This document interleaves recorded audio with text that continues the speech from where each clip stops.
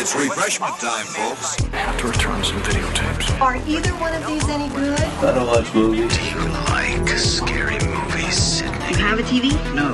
I just like to read the TV guide. Read the TV guide. Don't need a TV. Books, records, films, these things matter. Call me shallow. It's the fucking truth. Over 1,600 titles, each for rent at just $2 the first night, and only...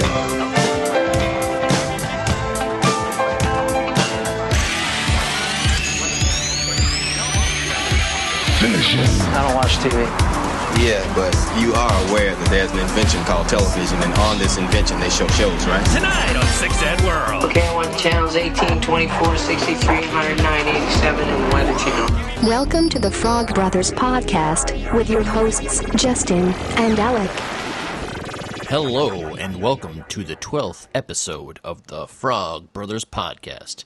I'm your co-host, Justin, and with me, as always, is my esteemed colleague, Alec. Welcome. How you doing? Hey, how's it going? Fine, thanks. And yourself? You know, it's gone. Oh, It's a going. Oh, is that Darwin? No, it's Yoshi, the loud one. Oh, Yoshi. Darwin is the one who's in all of my mail videos. Yoshi's the one you hear in the podcast. Well, thanks for clarifying that, because I'm sure people want to know. Yeah. He's like literally 6 inches from the microphone right now, like, can I get in this? Yeah, he's got opinions on shit. He's important. We got to let him have his moment.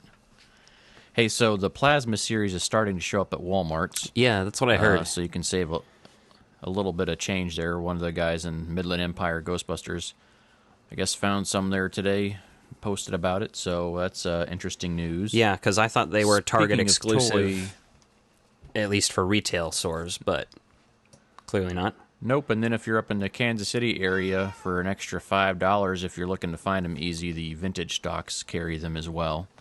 One of the guys also sent a photo of vintage stock loaded up on the Plasma Series figures, so that's also another option if you're in the KC area. Nice.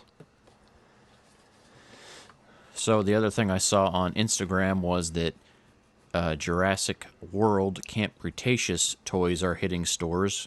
And if you're not familiar with Camp Cretaceous, that's a Netflix exclusive in the Jurassic World series. It takes place during the first Jurassic World movie of some kids that are there camping, which we'll see how that plays out unless it's going to be like a Christmas break camp, considering the first movie takes place over Christmas break. The way they set it up, we'll see.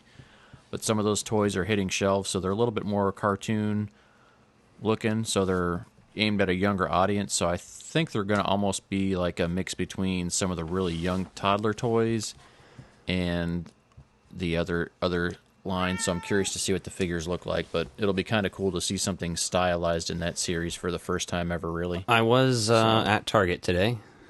I was just dropping by. I do already have a full set of the Plasma figures, but I wanted just to see if they had them, because if they had a full set, I was like, fuck it, I'll just buy another set and open them so I can put them together. But I'm not like that worried about getting another set necessarily, because I still might open these, since I think you can open and close these, besides the tape, obviously, but... Yeah, so those actually are very repackageable. Compared to the Mattel line, this is like made to be opened or repackaged if you want, aside from the Build-A-Figure, which who knows how easy that is to tear apart. Right. So... You're tearing me apart. I went through the toy section. I was looking for those, didn't see them. Started glancing at some Star Wars stuff, because I don't really like to buy a lot of Star Wars toys. I'm kind of just very limited on those and stuff, but... it's cool to look at and see all the stuff, because they do have fucking a sick amount of awesome Star Wars toys out right now, so... Yes, and Hasbro Pulse showed some pretty cool stuff off today on their... they did a live stream in the afternoon today, and one of the things they revealed was a Bespin Cloud City playset, so if you just get one of them, you can kind of set it up to put Han Solo and Carbonite, but if you do two of them, you get like the full playset thing, and the way they've done the lighting on there, it's really made for people that are big into toy photography or having a pretty cool display piece setup. So if you haven't seen that, check out the Hasbro Pulse live stream video. I'm sure they've got photos up too. That was pretty cool to check out. I did see a photo of what you were saying, the Carbonite room, the chamber there. That looked pretty cool. So, like you said, yeah, all I'm that stuff's awesome. Pretty stoked on that. And it's like, you know, it makes you just want to collect Star Wars shit. And it's like, God damn it, there's just so much to collect. You have to be so selective. And it's like, I think I'm going to, you know, collect some Shadows of the Empire stuff. And we've talked about that. I don't know if we talked about it a bunch on here, but... yeah, so that's kind of where I'm at. So I've got the Shadows of the Empire novelization, or the book, I guess, not even, you know, just the novel that they have. Yeah.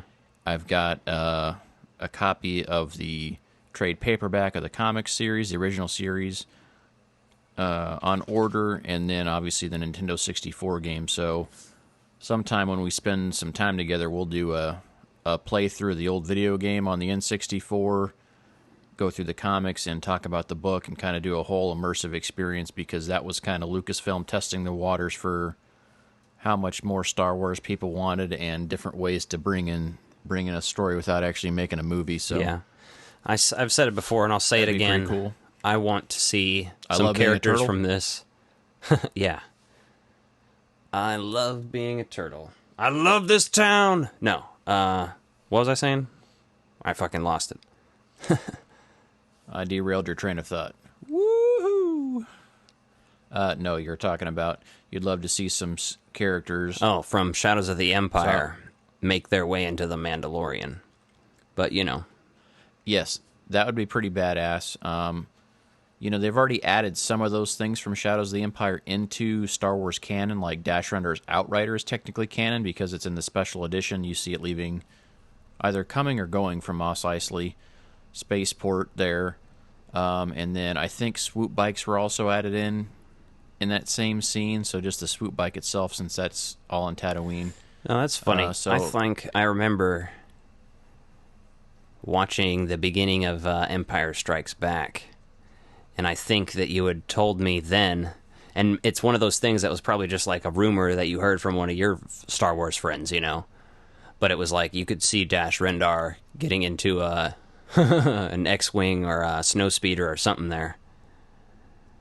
Yeah, there's a lot of speculation on that, and people say that, you know, obviously Lucasfilm didn't add anything there, but that's based on the video game. You know, you start off Shadows of the Empire, the game is Dash Rendar is a mercenary, and so he's hired to help out the rebels there at that battle, and then he winds up getting hired later on to protect Luke Skywalker while he goes on his journey to rebuild a new lightsaber and kind of continue his training on his own. Yeah. So I did see, like I said, Star Wars stuff. And you mentioned the Jurassic World stuff, and I was fucking with all the Jurassic World and Park toys they had there. Like, they had the Indominus Rex or whatever, like a big-ass one there. And they had some... Did they have the Target exclusive, the Brachiosaur from the first movie? No, they didn't. Oh, that thing's badass. That thing's huge, though. Yeah, this one was... I don't know, it was probably a foot tall. Wasn't anything too crazy, but it was like, you know, a big T-Rex that you could, or, you know, Indominus Rex, whatever the fuck it is. Some bullshit dinosaur that was created that we didn't need for the movie, but anyway, hey. Hey, it's better than Hybrids that was the original Jurassic Park 4. Yeah, I know. So, there you go. It is what it is, but they had various different figures, and I think, I didn't look at it too closely, but they had a stylized blue. Like it looked almost like a plushie, but it was still plastic. You know, it looked very cute. Oh, okay. So I was like... No, the Camp Cretaceous stuff all is very specifically labeled, but I mean, I imagine blue could probably appear in that series as well. Well, I mean, so I didn't even look to see if any of this shit said Jurassic World or Jurassic Park. You know what I mean? I know all of it said Jurassic World just because that's their marketing now, but you know what I mean? I don't know. It could have said that for all I know, but I just didn't look that closely. Yeah. And I haven't really seen any of the Amber series in Walmarts or Targets. You know, everywhere I've seen those seems to be online or like specialty shops, so we'll see how wide release that gets. And then you picked up an action figure of someone who has a birthday today, Mr. Bruce Campbell himself. You picked up the NECA Toon Series version Toonie of Terror. Ash, and is that Toonie Terrors? Which version Ash is that from? Does it say like which movie it is? It says Evil Dead on the package, but it's Wait, let me get this clearly up close to me.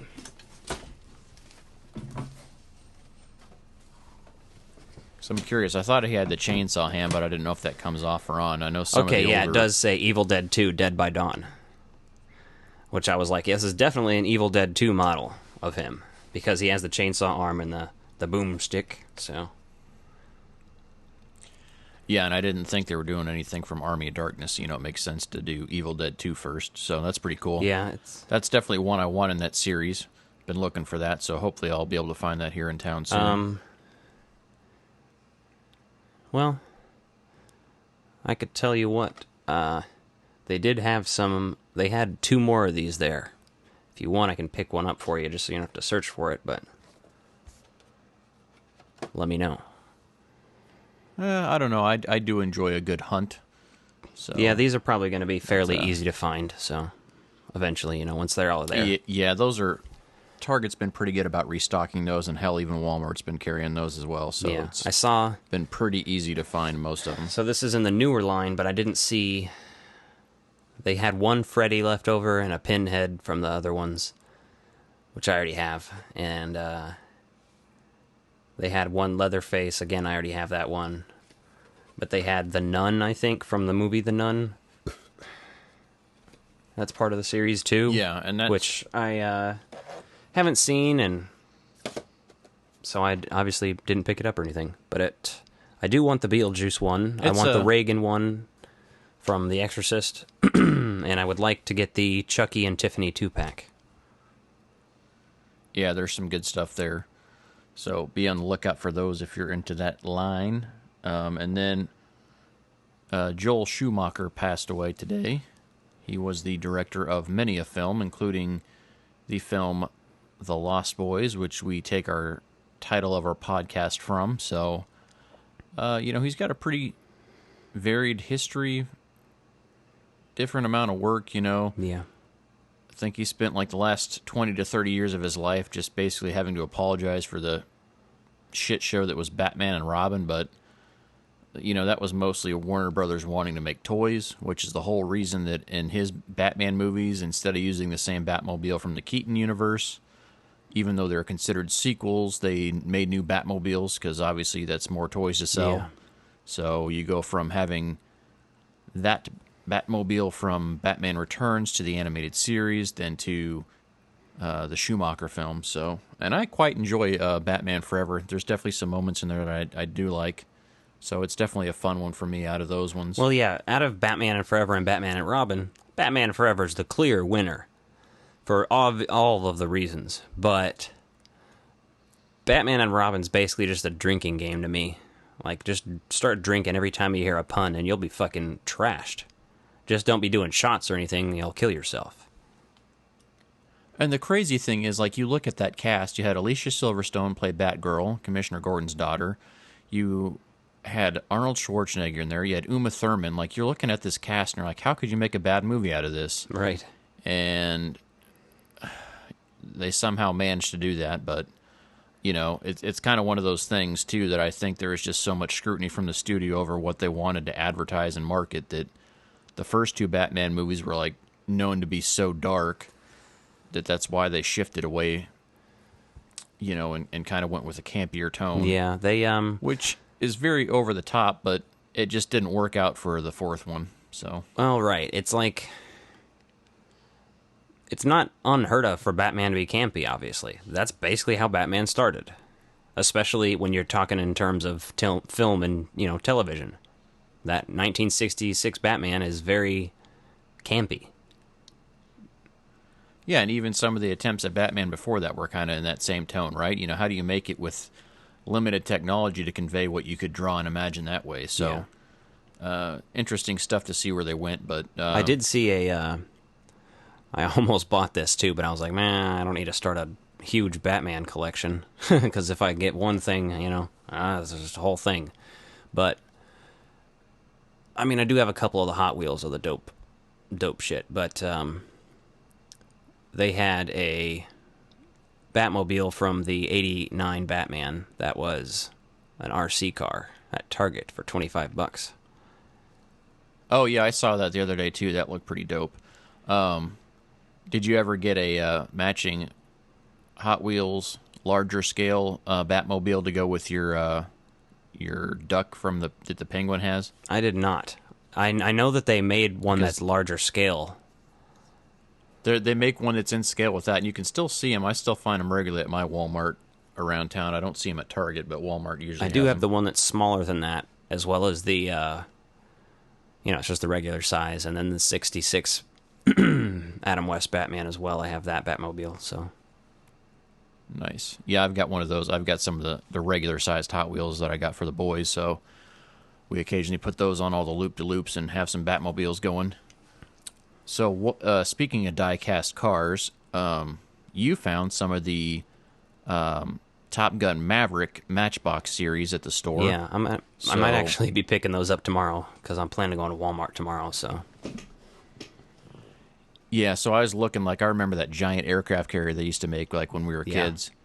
And they're not making anything that big, but they do have a little aircraft carrier playset that's $20. It's really cheap. But the cool thing about that is it looks like it has a catapult to actually launch your jets off it. So, which is what a real aircraft carrier does, because you're trying to accelerate a heavy airplane to be able to fly at a certain rate. So, kind of cool to see a toy that actually kind of mimics something that has real life function. Yeah, and there's obviously a lot of these legacy type sequels coming out now, and there's always remakes and sequels to stuff coming out. That's been a thing always. I think the reason it feels so such a certain way these days is just because it's shit that we're actually nostalgic about now. So, when we were kids, we were kids, there was a sequel to Blues Brothers that came out. Hint, hint. We're going to be talking about those Blues Brothers movies in a little while, but, that was 18 years after the first movie. And, I'm just saying, we're kind of getting that now, but they obviously tend to do it better. Jurassic World is thought of as pretty decent, at least from people I know. People like that movie. Yeah, it's an original story, and it kind of gives you some of the stuff that you never got to see in the first one, which kind of cracks me up, because you look at all these memes on the internet, everyone's trying to compare Jurassic Park to coronavirus and saying, oh, something opened back up too early. You're like, Jurassic Park never opened, you dumbasses. Right. Jurassic Park was there because they were going to not be able to get insurance, so the lawyer was there to try to help figure that out and see if the funding was still going to be in place. Don't you know that that's why Hammond goes and gets those people? Yes, or read the book. God forbid you'd read. Yeah, no, so that's kind of some funny stuff there. It's no. Now, I definitely get that in Jurassic World that you could make that argument, but obviously, clearly, to me, that was one of the best things about that was that they just showed you what a normal park operation would look like, right? Which kind of made it cool. Yeah. Because you never got to see that in the first one. You're like, okay, here's this stuff going. They're like, yeah, we don't have headlights. We don't have locking mechanisms on the vehicle doors. You see all these things going on with it. And then I also see a lot of memes going on about, people talking shit on Dennis Nedry. And they said, well, there's a key line people forget in there. Nedry's people are offshore because they already boarded the boat to go back to the mainland. Mm-hmm. Right? And so in the book, you hear more about that just because obviously a story has more time to develop those non-central characters to the story. In a movie, you're going to basically streamline the process to keep the viewer engaged. Makes perfect sense. But it's just funny to see people take things so far out of context just to make a meme. And yeah, that's funny sometimes, but at the same time, it's I don't blame people for their mistakes, but I do ask that they pay for them. ask that they pay for them. Okay, Dad. Or thanks, Dad, he says, or something like that. Yeah, thanks, Dad. So, I also got... Jurassic Park. I might do a video for this. I don't know what you think about that, but I might do a video kind of going over this Trendmasters Extreme Ghostbusters Ecto 1 that I just got in the mail today. Yeah, you should do that, but don't start an OnlyFans because no one wants to pay to see you naked. Well, they might want to see me play with an Ecto 1 naked. That is true. You could have a market for that. We should get a poll going. Yeah. Hey, does this pole still work? I could slide down a pole naked. That sounds painful. Yeah, put my balls in a ghost trap. Or a sock. Just pull a Red Hot Chili Peppers, you'll be fine. So, anything else new in your world? I'm waiting on a few more things to arrive in my mail, but my purchases have slowed down. Speaking of purchases and things, I do have quite a collection of Ghostbuster shirts I'm going to be throwing up on the eBays. I may throw them up online on Facebook or something beforehand. So if you're looking for anything there, I have got quite a few mediums that I don't really wear anymore. So I'm going to have some of those available. That way they're not just sitting in a tub rotting in my basement when someone could be out there looking extremely fucking fashionable. So be on the lookout for that. But what else is new with you, Alec? What do you got coming up? What do you got coming in the mail? Coming in the mail. Coming all over my mailbox. I got today Weekend at Bernie's on VHS. Got a couple other Hells yeah. Exactly. This thing, the thing I like about being able to pick up a tape on eBay as opposed to just finding in the store is you can kind of be more selective about the condition. If you find a copy, say, of Weekend at Bernie's at a thrift store, and you're like me, you're going to buy that shit, no matter what condition it's in. I think I spent $4 on it shipped, but the thing looks a few years old, you know, but it doesn't look 20 years old. But it is an older tape, too. It's not like a reprint tape, so it's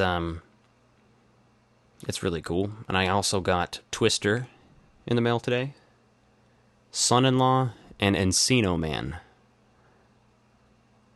That's funny that you get Encino Man. I've got my copy of Twister came in the mail today, too, so I haven't cracked that open yet. I'm saving that for an unboxing, and I'll do a few of those a little bit later on. I also got the Extreme Ghostbusters, one of the VHS tapes they released for that. It has Back in the Saddle Part 1 and 2 on it, so that's the reason I picked that tape up, because those are some of my favorite episodes of that, for obvious fucking reasons, so. Sweet. So, speaking of Extreme Ghostbusters, let's cut on over to episode by episode. We now return to the real Ghostbusters. Diane, 11:30 a.m., February 24th. Entering the town of Twin Peaks. Pretty good. Bill Murray's the funniest man on the planet. Episode by episode. Boom, boom, boom, butter-dum, boom. So I didn't write the episode title of this down this week. There's the first. What's this one called? Well, did you? There's a punk band that I used to listen to has the same episode title. That doesn't narrow it down very much. Okay, well, it's called The Unseen. Oh, there you go. So, hopefully you remember that one. That makes sense, though. So, episode number 10 of Extreme Ghostbusters, The Unseen. So, it starts out like so many of these episodes do, where you see, the soft opening here, guys in either a museum or a postal area, whatever it is, and he passes by a lady, and he goes down and you see this box that's labeled Moldova, and it kind of opens it, sees something, and next thing you know, like the dog starts barking that's with him, and then basically like an eyeball monster kind of starts looking at him and then takes his eyes. Hell yeah. Pretty interesting design on there. Yeah, I liked the monster design. The ghost. Yeah, the top of it was kind of silly. It kind of looked like a representation of female genitalia to some degree on there. Pussy? You're just like, okay, you mean don't pussy? have to. Yeah, it doesn't always have to look like a flappy monster, right? Like, come on, people. The lower half of the design, like with the opening mouth and the eyeballs in the mouth, was the much cooler part of the design of that ghost. Yeah. And then, like, the smoky elements around it were pretty neat. It was like a gaseous object. Yeah. I'd really like the animation of most of the ghosts in both of these shows. The real Ghostbusters and Extreme Ghostbusters. So I liked that one, though. It's pretty interesting, weird, and like the detail on it. Yeah, there's a bunch of teeth and horns and stuff, so it's kind of interesting to see what it was. Excuse my voice cracking. I'm reliving. Watching this show is making my body relive puberty, so. All right, Shaggy, so. And then, of course, after all that, you get to the classic butt rock intro. Everyone loves the butt rock cover of the Ghostbusters theme. It's like butt rock mixed with nu metal. It is. It's totally that 90s. It's like, well, something strange and your butthole sucks. Extreme Ghostbusters. Gonna kick you in the nuts. Pretty much. So then we get to the real opening, and then we find the crew's actually out on a call instead of just lounging around the firehouse like the last few episodes. I'm glad they mixed it up finally. Yeah. And they're kind of out there, and then, of course, Eduardo's being Eduardo and is fucking complaining about the weight of the proton pack, so Kylie fucking gets on his case about it, and she's like, just fucking trade me then. And he actually does. So, yeah. Kind of like that, kind of getting that Bill Murray vibe you got from him on there, right? You know, talking about the pack weight. Exactly. So, they trade off there. Hilarity ensues. Eduardo almost dies by getting ran over by the train. Jumps out of the way at the last minute, but then loses Kylie's mini proton pack. So luckily she didn't give him the ghost trap, and they were able to catch the ghost. But that's kind of the premise for how the team gets split up in this episode. Yeah. It's one of those things that I was thinking about, because now that I'm collecting, I have about 7 out of the 12 Trendmasters EGB figures, and neither Kylie has a small proton pack. You would think that because Kylie has a small proton pack, they would have just given her regular figure that. But they either were too worried about small parts, or they were, just wanting to give her a fucking proton pack.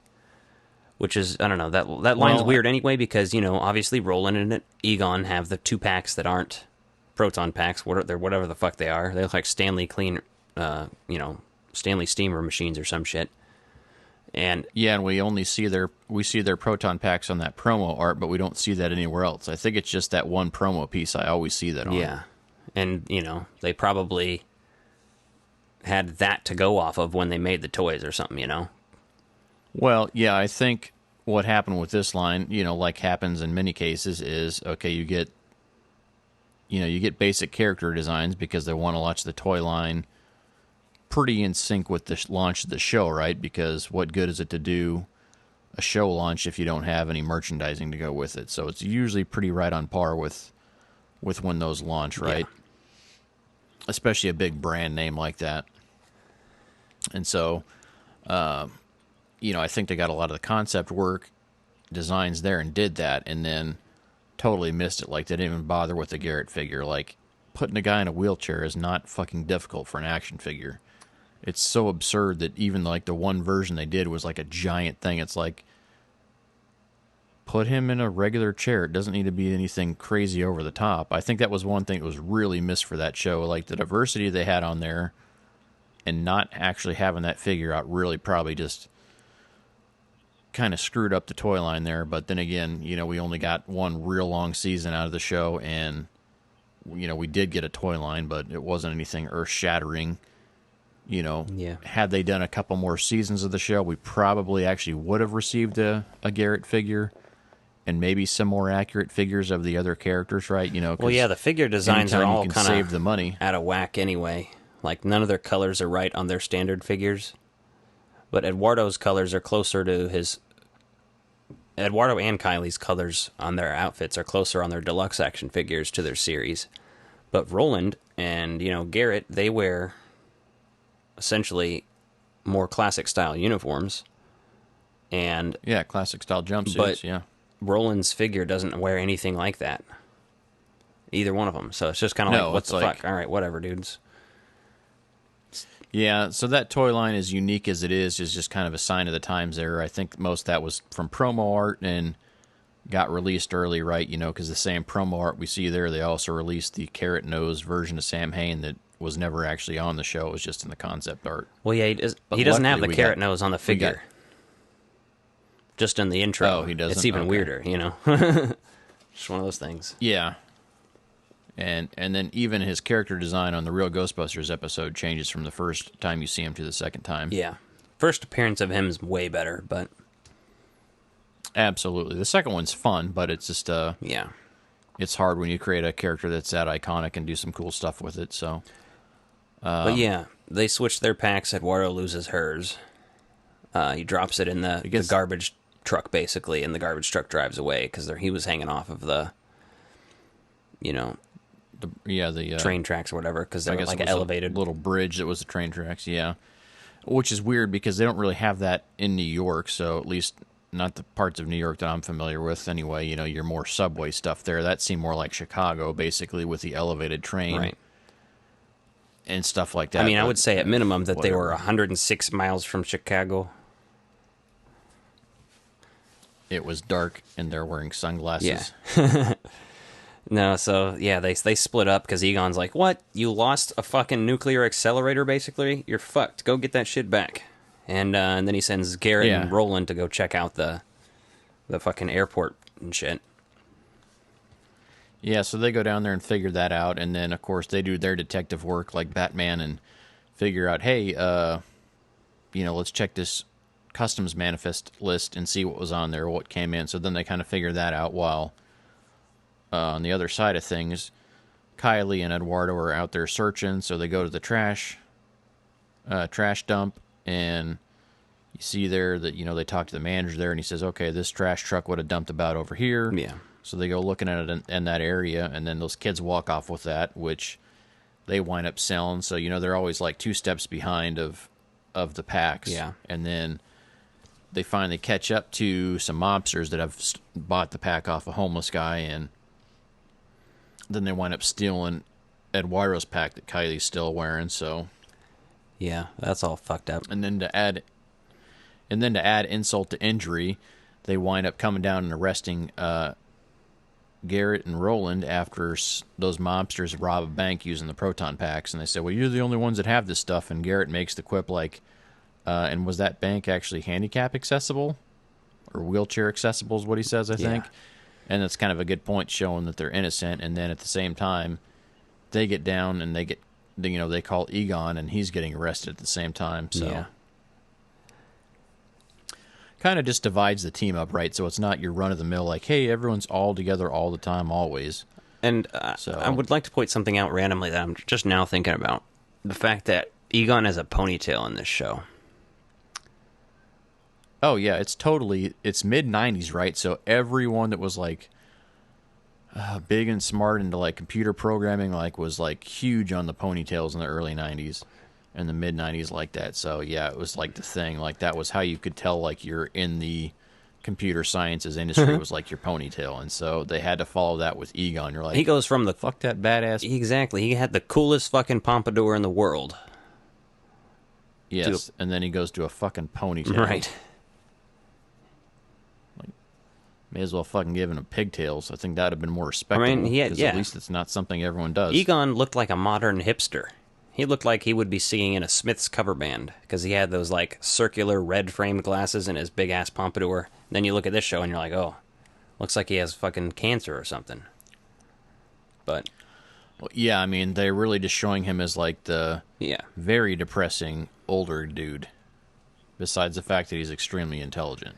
I just figured I'd point that ponytail thing out because it's like, I've been so familiar with this show since I was a kid that it never struck me as weird till I actually sat and thought about it. Like, how do you go from the pompadour? Why didn't you bring that fucking hair back? But oh yeah, between Peter's hair and Egon's hair and the real Ghostbusters, like, holy shit, that's some badass stuff. And then a ponytail, you're like, well, that's tired and uninspired. But at least Eduardo's got some hair going, and Kylie's hair is pretty cool. Yeah. So they wind up getting split up there, and the rest of the group's in jail, and so then Eduardo and Kylie, like, put on disguises real quick, and they're like, yeah, we can't get your bail because we bought disguises. So then they go down and try to hunt this ghost down and figure out what's going on with it, because there's a gala opening for this orb, the Orb of Moldova, and which one of the guys putting the show on, like, basically gets his eyes taken, and then, they cancel the thing, like, last second. They show, like, a crowd getting ready to go in there, so just averting disaster enough. Yeah. So, let me see here. Well, then you get into the inside of it, right? And Eduardo accidentally looks at the thing, and he's like, how am I supposed to know? I don't know what I'm looking for. Oh, yeah, right? yeah. And so he's hiding and running from this demon while Kylie is, like, got her eyes closed, like, walking around on the floor looking for the thing. So she's able to grab the orb and get the ghost, and I'm not sure how that works, right? It's just kind of like how, they always tend to wrap things up really quick on the show. Yeah, it's kind of funny because, she's closing her eyes and she's looking around on the ground for it, and she's like, what does it look like? What does the orb look like? And he's like, it's round, like an eyeball. Yeah. And I'm like, you couldn't think of any fucking better way to describe it, Eduardo? It's kind of funny, because it's a fucking orb. Like orb means that already. Yeah, it's a large metal orb about the size of a basketball or a soccer, like something like, right? Yeah, they were really lacking descriptive words there. So interesting stuff to see how that all played out. But anyway, so the then people with, she winds up... I was going to say, the people without the eyes, though, that is a pretty freaky concept this episode has. Like the monster stealing people's eyes and shit. And if you ever saw The Mummy, the 1999 Brendan Fraser vehicle, you will know that the mummy, he comes alive. And I don't know if he does this in the original Mummy. I think he does, where he kind of like steals parts from other people's bodies and absorbs it into his own, But he fucking totally takes one guy's eyes, and then he ends up like fucking just taking his tongue and all sorts of shit from him, and it's all fucked up. Like, can you imagine if somebody just fucking took your eyes and your tongue and shit? Yeah, that's kind of wild. So, but I haven't seen that. I'd have to revisit. So you get back into it, and you're imagining that, right? So then Kylie kind of solves this thing, and like everyone's eyes get restored, as they kind of play. The farther we get along into the series, like you realize like they have like the same theme music kind of played in there periodically, right? So like the kind of big epic wind down of the episode where they kind of typically play something. Yeah. You kind of have that music start going, which didn't perfectly fit on this one, right? Because it was like still in the build up stage of like you're expecting a monster battle more than like the eyes being restored. So yeah. And then like the demon's still there, and they don't have any gear, really, so they just wind up, Eduardo just winds up smashing the orb, and it breaks, and then the ghost kind of dissolves kind of off into its own, and then you wind up seeing them go back to the police department, and they're saying, sorry, we arrested you guys, but you're the only ones that we knew that had that, but we did find the actual bank robbers. So, and then Eduardo's talking shit, acting like he's all big and bad, and, spins the proton gun around and winds up blasting a fluorescent light socket up in the police station, and they all kind of give him that look like they hate him, and of course he immediately blames it on Kylie. And so like you still see their ongoing relationship being developed there, right? Like that flirtation that they kind of have there, where they like hate each other but they get along with each other. And earlier in the episode, like he puts all the blame on Kylie, and then he takes the blame when he loses his pack. Yeah. When she loses his pack. So it's kind of like, oh, why'd you cover for me? So they kind of do that, and she even says, oh, he's not that bad once you scratch the surface or something. So kind of slowly developing that, right? I think that they weren't in a rush on this show for some stuff, which is kind of nice. Yeah. Just to kind of have like some subtle things going on in the episodes if you're paying attention. Yeah, overall, this isn't one of the top episodes, but it has some cool moments, has some cool ideas. The idea of other, like, fucking civilians running around stealing proton packs and shit, that's pretty interesting. And so, yeah, I think that would even be an interesting concept in a movie at some level, right? Of people taking that and like, what's the repercussions of someone getting their hands on that shouldn't. Right. So I did appreciate that they've, they weren't just doing the same old song and dance on there. But yeah, like you said, it's not one of the top 10 episodes by any means, but it's definitely not just complete crap filler, right? There's some fun stuff going on in the story there. They find a good way to break up the team. They have some good dialogue in there, and so it's a decent episode. It's kind of fun. It's got its moments. Yep. I like this show, so. Listen, buddy, if you're looking for the diet frozen yogurt bar, it went out of business last summer. Actually, I'm looking for a Batman number 14. That's a very serious book now. You remember the Fantastic Four?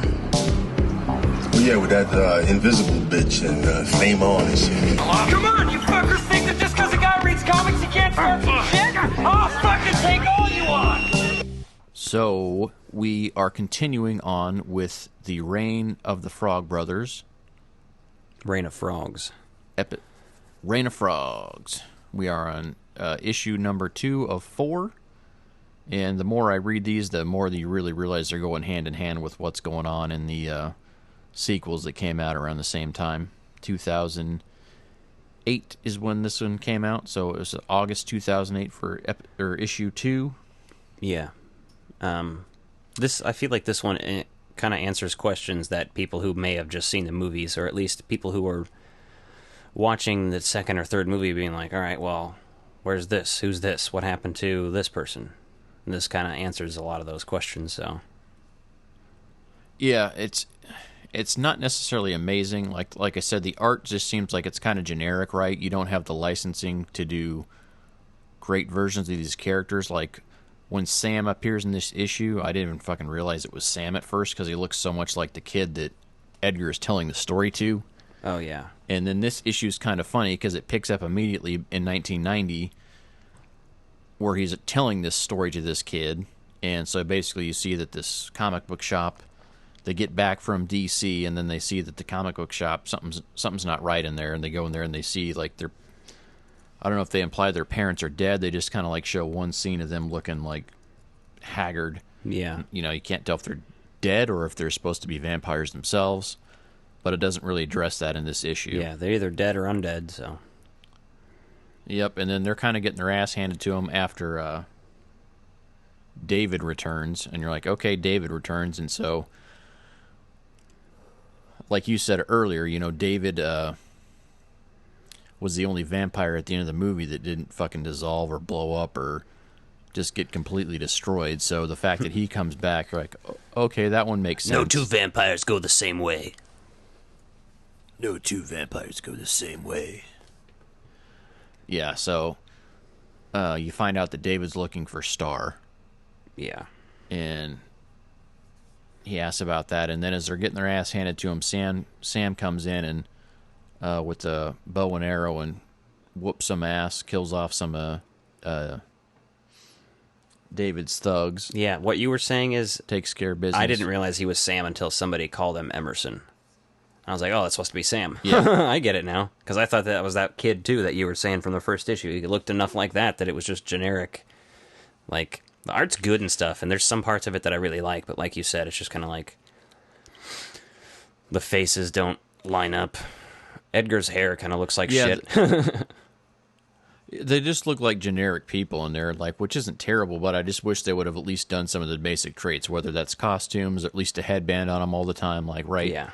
Make it distinguishable so we could see it. And then some of the smaller panels seem kind of rushed. So, I mean, I got the vibe this is kind of like an independent comic kind of put out in a hurry to go along with the movie releases. Yeah. So I'd almost need to do more research and kind of see if there's any additional information on it from then. I did like that Ned Nuke was in there. And then yeah, one of my favorite panels in there was out. just seeing the smashing garlic with a hammer in there. It's a reference to the, obviously, movie.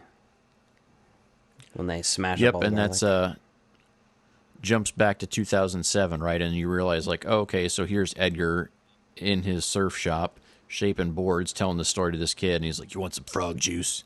And if you see in the movie, the second movie, The Lost Boys, The Tribe, you see Edgar, like, drinking his frog juice, which is basically, like, garlic and egg and couple other things in there. Like, it looks just disgusting to watch. Yeah. You know, because he drinks the raw egg. He's like, calls it his frog juice, and you're like, ugh.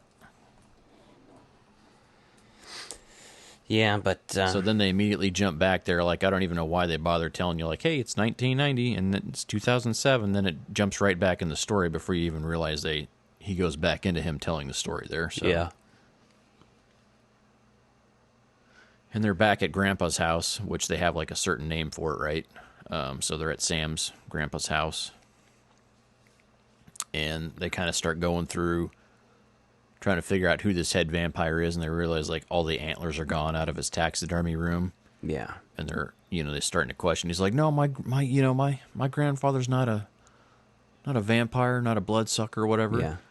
And he's like, well, he goes out in the day sometimes, after he says he only goes out at night. And then they have a pretty awesome reference to the first movie where he says old fart on it, where he's got his shelf like with a piece of cardboard covering his shelf on there. That's where I keep my root beer and my double thick Oreos.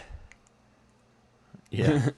And so they're making a joke about that, and they're like, well, these expired in 1984. So they're saying like it's 6-year-old cookies sitting in the fridge. And then they crack open some of the root beer bottles and say, that smells like blood, right? Huh. And of course, Sam's in denial on it, and you're like, are they really going to go this way? Because this seems like obnoxiously fucking obvious. And yeah, they do. Yeah. So then at the end, like, Grandpa pulls back up. He's like, tell him you're not a vampire. He's like, I would, but I'd be lying. And then, to be continued. Yeah. So the thing about the vampire, the grandpa being a vampire, is like, I wouldn't be terribly opposed to him having been turned into a vampire after the first movie. But this is trying to retcon and tell me that he was a vampire the whole fucking time? What? Yeah. That's a little dumb. Yeah, So far, I'm not super impressed with these, right? Yeah, I mean, I don't hate them. You always want... No, you don't hate them, but you always want good stories, right? If you're going to take the time to continue a story that's been well done before or is iconic, you want someone to like be invested in it, right? And it doesn't feel like the people that did this were like huge fans. Yeah. And sometimes huge fans aren't always the best, right? It's people, you need someone that knows the lore but isn't obsessed. So they can tell a good story without like going down the most obvious paths. Right. And like this one seems like, okay, as soon as they started saying that, and they're like, yeah, it's root beer smells like blood. You're like, okay. And then like David seemed like underutilized here. So like we've only got 2 more issues to go. So I'm like, I don't really know what we're going to get out of this besides probably that we learn just enough about how Alan gets turned into a vampire or a half vampire, which picks up in the 3rd Lost Boys movie. So yeah. And they kind of make reference at in the second movie, the tribe. So interesting stuff there. It's not like ground shaking or earth shattering by any means, but it's kind of a fun read. Yeah, I definitely wish I would have read these when the movies were coming out. I think that would have been a lot more fun and like kind of had some hype then. But oh well, it's kind of interesting to see now and go back. Yeah. If you like Lost Boys, they're probably worth reading if you're a huge fan. But if you're like just a casual fan or you think it's okay, you probably don't read them. But I will say, with Schumacher passing today, now is the perfect time to go revisit the series. Yes. Definitely check out the first one again. If you want to see more about it, read the books and check out the other movies. In my opinion, you can pretty much skip the second movie. Yes. If you wanted to. There's a few scenes on there. Just look up the scenes that have the Frog Brothers in it. True. And look up the scene that's got Corey Haim in it, basically, and that's all you're going to need out of those, out of the second one anyway. But the third one is like not the derivative, like beat by beat sequel. It's the, hey, we're going to do something different with the characters, and to me, that's the proper way to make a sequel for sure. So, I did write something else down here that doesn't have to do with the comics, but I wanted to mention it. And I forgot to mention it at the beginning, so I'm going to mention it now. Because this is my podcast, and I'll fucking do what I want to. I'm the chief of police, so I can do anything. Shit, you're a chief of police? When did that happen? I'm just quoting Jaws for you. Hey, speaking of which, that has the same birthday as something else we'll be talking about. Hell yeah, it does. I was watching Alf last night. And, there's an episode in Season 4, I believe it's Episode 4, where a few weeks ago, if you check out the Frog Brothers Podcast Instagram, there's a little clip of me watching Alf on there, and, Willie says something along the lines of, money, it can make people lose sight of what's important and lose their values. And Alf just looks at him as like, oh, that explains Ghostbusters too. you know, it's kind of just a funny little jab at that. And so I was rewatching that episode last night. It's the one where Alpha's new in stocks. And in the picture I noticed, oh, there's a high C sitting in front of him. Wouldn't that be funny if it was a high C Ecto Cooler? Wait a second, I think that is a high C Ecto Cooler. I was never really young enough to drink the originals. At least don't think I was. So, I mean, they might have been out when I was a baby and shit, but, you know, I don't remember the actual design of those in pictures I've seen. I looked up a picture, and I'm like, no, shit, that's the Ecto Cooler. It was a little fuzzy and hard to make out, but it was Ecto Cooler. And then I looked it up and confirmed it on other people had noticed, too, and you could tell that's what it was, so that's pretty funny. You had a pretty clear screen grab you sent over to me because I woke up to that this morning because you're obviously up on your own schedule here and shit, and so I get up early for work, and so I get up and I'm like, huh, no shit. You said that's also the same episode he references Ghostbusters 2. Yeah. So that's about right in the timeline there for that series, so that's always awesome when all the pop culture shit we love like crosses over and has like references to each other. Yeah, that scene would have been probably... that season 4 of Alf, I think, aired in 1989 and 1990, so... I mean, Ghostbusters 2 is referenced, obviously, so it has to be after the release of that in June of 1980, or 89, so... Yeah, so that makes sense. Yeah. Pretty cool, though. So and that's actually sweet. funny. I also posted went over to the Yes Have Some group therapy and posted a picture of one of the guys from the episodes on the disc that looked like Craig to me. Did you? Oh, yeah, I saw that. I was like, oh, shit. It looked like, as soon as I saw that guy, I was like, holy shit, it's Craig. He's obviously balding more than, you know, he has less hair than Craig, but still funny. Yeah, for sure. So this week we have a happy anniversary, and there's a few ways we could have gone for it, but we spoke about this one a little while ago, and we've been planning on it for a minute. So despite Jaws turning 45, 45 is not really a super exciting birthday for most people. Well, we're going to talk about Jaws, you know, with our 4th of July episode. And so, you know. Yeah, I mean, that's the original summer blockbuster movie, but this one turned 40. Yep. And 40 anniversary, you know, that kind of midlife crisis, the over the hill. For sure. All that bullshit you can say to make fun of people and call them elderly and decrepit and make all these ageist jokes that boomers don't like nowadays. You know, so, okay, boomer. Any of that kind of shit. So, as you get into the okay boomer stage now, the 40 and up crowd, no, I'm just kidding. I would say a little older than that. I still know people in their 40s that are fucking cool and aren't fucking out of touch with society, so that's a good thing. Yes. But,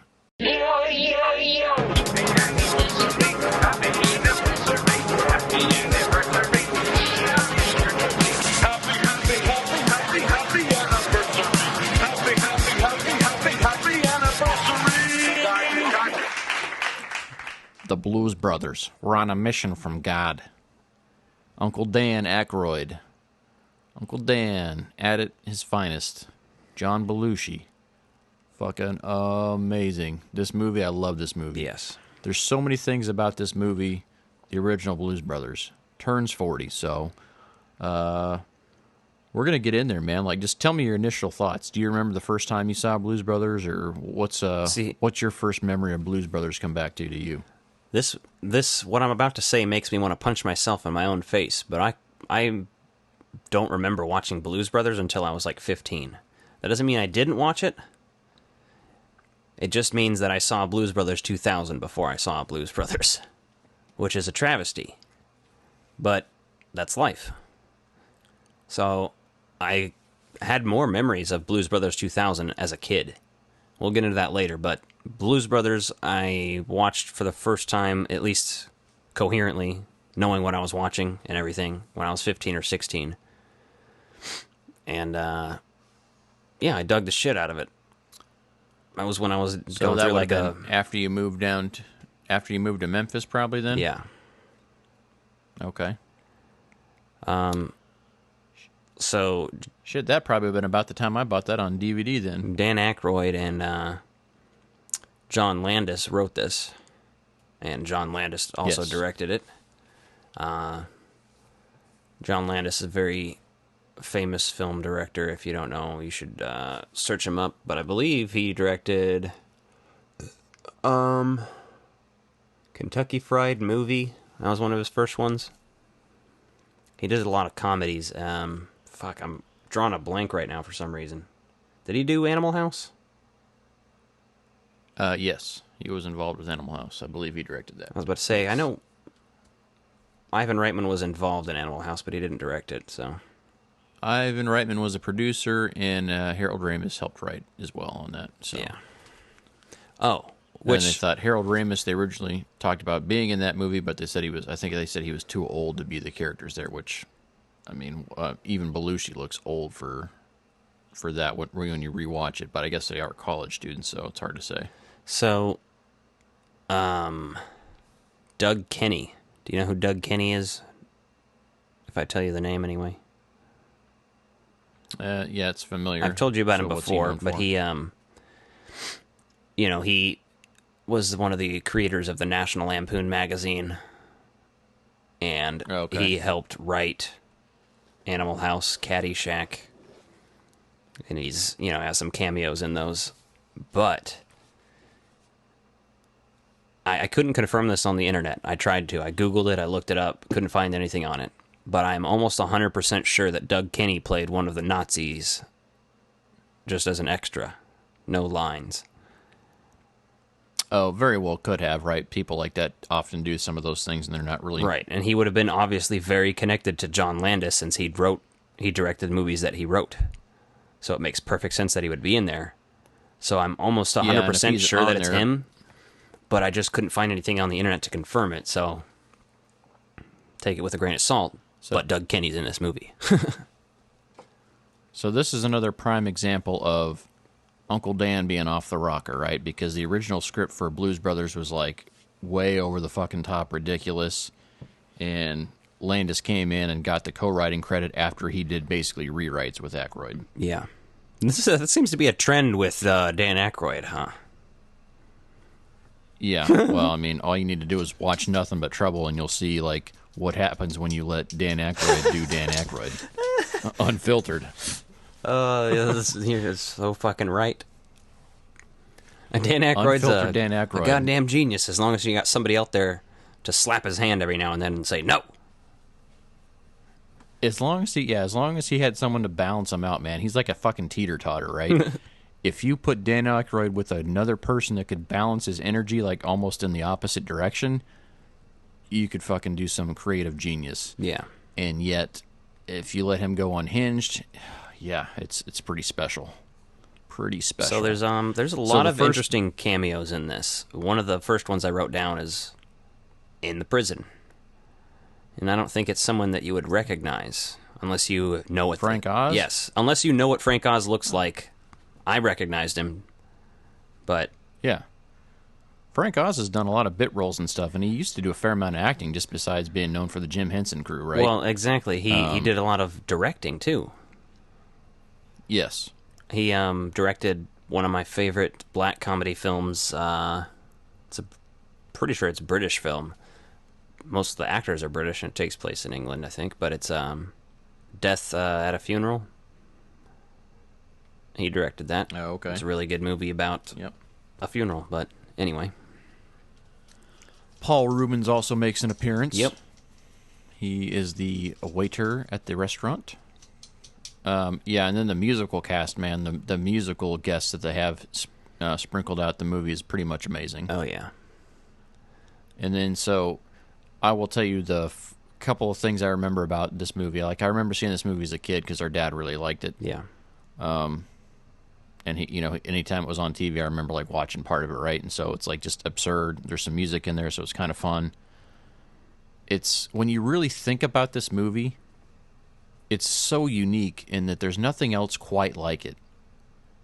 Because if you take out some of the musical numbers, right? Is it a musical? Yes. Is it an action movie? Yes. Is it a comedy? Yes. It's like you can't define it as like one genre, right? Because there's so much going on in it. Yeah. Like if you like the Fast and Furious movies, you need to thank Dan Aykroyd, because the shit that they did with the car stunts in this movie alone are fucking amazing. Yeah. Like, and that's half of this movie is just cool car stunts, right? And you're like, oh, how do we do this? Oh, it's time for a cool car stunt. Yeah. And the number of police cars they wrecked in the finale of this movie and everything else, man. Oh, I just love it. Yeah, same. So that's one of my favorite parts is all the fucking car chase scenes. The mall and the... going through that Toys R Us and tearing that mall apart, and then how the cops are sitting in there and everyone's in there just noticing things like Pier 1 Imports. Yeah, exactly. They're just commenting like they're walking through the mall. Exactly, yeah. Like that it just felt so natural, like a conversation you'd have if you're in there. Yeah. And then seeing like that Toys R Us with like that vintage light just reminds me of being a kid in the 80s, like going in there and seeing like Toys R Us and kind of seeing those lights and those old displays. So yeah, very nostalgic watching that scene. And just seeing that, but it's a lot of fun. So this movie, and one of the interactions early on in the movie, I love how Jake is fucking sassing Elwood over, he's like, so let me get this straight. You sold the Cadillac, and he's like, yeah. For what? He's like, for a microphone. I could understand that, yeah. But then he kind of gets pissed. He's talking about the old like, Cadillac, whatever. He's like, you traded the Cadillac for this? No. For what? For a microphone. Yeah. Oh, I can see that. I can understand that. Yeah, which is funny because, like, anyone, there's a lot of musicians that run in our circle, right? So we've all wheeled and dealed and bargained and shit for deals on music equipment to try to save some money. So it's like, yeah, we've all probably been there. Probably nothing fucking as drastic as a car for a microphone, but there's some fucking top dollar microphones out there that would probably be a damn fine trade. Oh, yeah. So this movie had built into its budget a section of budgeting for cocaine. And I can't remember where I heard this, but it was Dan Aykroyd himself who said it. But he was talking about how they had cocaine built into the budget of the movie so that the movie would buy all their cocaine. And I don't know, I feel like you can kind of see the cocaine in them and some of their performances when they're really moving about and shit, Oh, absolutely, right. So it was known that, like, this movie went way over budget for a number of reasons, but just because how fucking hard they were partying, like, on set and after hours when they're making this. Yeah. Which sucks because, ultimately that kind of bullshit led to the downfall of John Belushi, so we really fucking missed out on, like, what could have been an amazing career, but at the same time, right, when you live that kind of lifestyle, you're burning the candle at both ends, and I think we're lucky for some of the stuff we did get. So. I'm pretty sure he died of... I've heard Dan Aykroyd say he died of a speedball, which is cocaine and heroin mixed, like, together. So, yeah, it's shit's fucked up. I don't know where I watched it, but it was something that Dan Aykroyd was telling a story about this movie, too, where he said one night, we're making Blues Brothers, and we couldn't find John, and apparently he had... like, they were filming in a neighborhood. Oh, is this the story where he walks in and, like, just fucking... He goes to somebody's house and, like, they find him hours later? No. Somebody walks out into his kitchen, or, like, into his living room, and fucking John Belushi's passed out on his couch. Or, like, fucking just drunk out of his ass eating in his kitchen. I can't remember what it is. And he's like, holy shit, this is awesome. And the guy thought it was the coolest fucking thing ever, which is just lucky for John Belushi. Yeah, no, that's pretty wild there, right? So, I mean, at the time, though, too, people weren't thinking as much of it, and probably new film production was going on anyway, so they probably weren't even that startled by the fact that that was going on. Well, I just mean, like, if you got to realize... if you're just in the middle of the night, you hear somebody breaking into your kitchen. Like, it wasn't anybody on the set or anything, it was just somebody who lived in that fucking neighborhood, Yeah.